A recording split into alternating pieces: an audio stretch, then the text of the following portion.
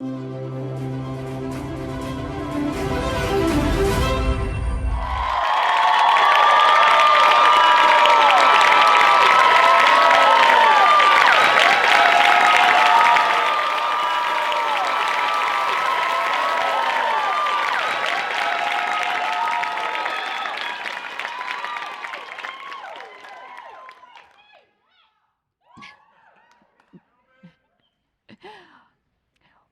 would the world look like without worry or a whole lot less worry?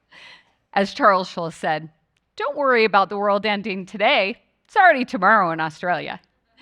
And as a mother of 6, grandmother to 12, I can assure you that I have experienced my fair share of worry. So what do we do with worry? Because we are literally hardwired as humans with worry, and our brains view worry as danger. Today, I would like to explore the positive aspects of worry and the reasons why we are rewarded for worry and the ways to start running our brain instead of our brain running us. First things first, why do we worry? We worry because we are one of the only species here on Earth without natural protective mechanisms. We don't have sharp teeth, we don't have sharp claws, and we aren't nearly as fast on land or in water. So we use our imagination to forecast danger. Imagination paired with fear, we experience worry. And it's actually been very beneficial and has kept us alive throughout the millennia. The problem occurs is when we become habitual in that pattern and we start to control the uncontrollable. Like when my husband took us on a skydiving adventure.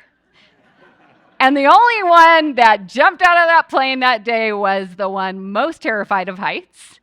You can plainly see that I'm absolutely petrified. I can't even scream. My imagination is running wild with all sorts of scenarios to escape that situation. Not my best look, but I'm certain that all of us have experienced that emotion or maybe even that look on our face a time or two in our life.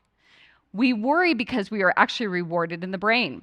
Dr. Mark Rossman and Dr. David Sobel came up with this fascinating correlation called magical thinking.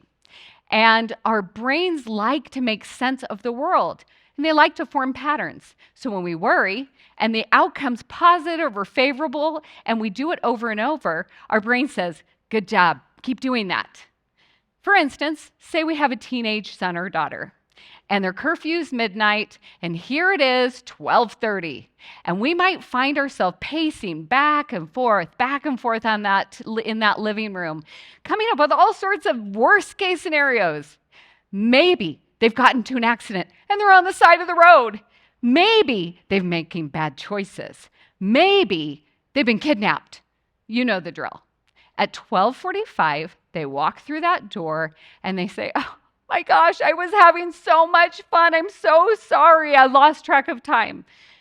Our brain relaxes and says, good job. You worried and they're home safe. It doesn't make any cognitive sense, but on a subconscious level, we are rewarded, so we do it again. We worry because it keeps our brain busy. And if we are experiencing any sort of uncomfortable emotion, we might just distract, avoid, or numb through worrying, so it actually serves us. Worrying does not take away tomorrow's troubles. It takes away today's peace.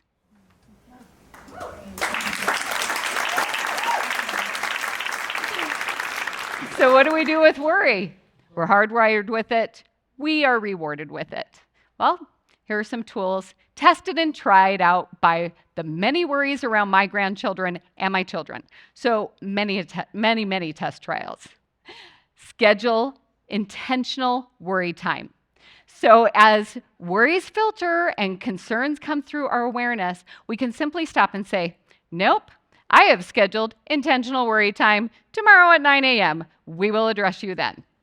So it's actually okay to say, I'll worry about you later.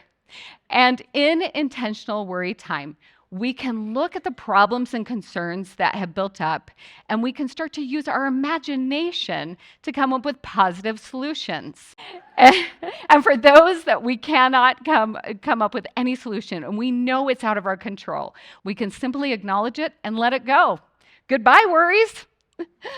Use magical thinking in your favor. Instead of thinking about all the worst case scenario, think about the things that could go well. For instance, with the teenage child. Here they are, it's midnight, and they're not home at 12:30. We can start to look at the things that could go well and the positive things that are happening. Perhaps they're having a great time. They're enjoying this time in their life, and they are having the best time connecting with friends. Doesn't mean that they're not going to have any consequences, by the way.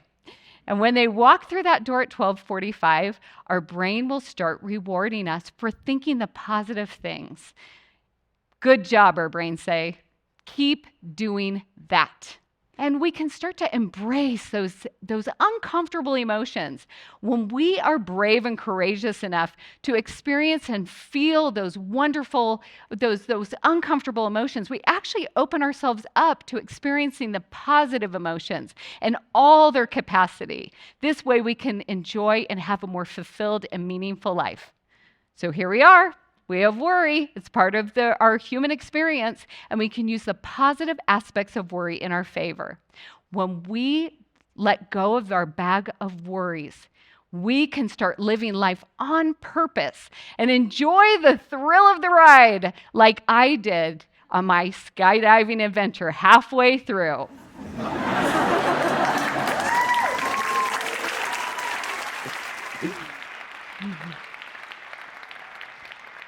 Irma Bombeck said it best.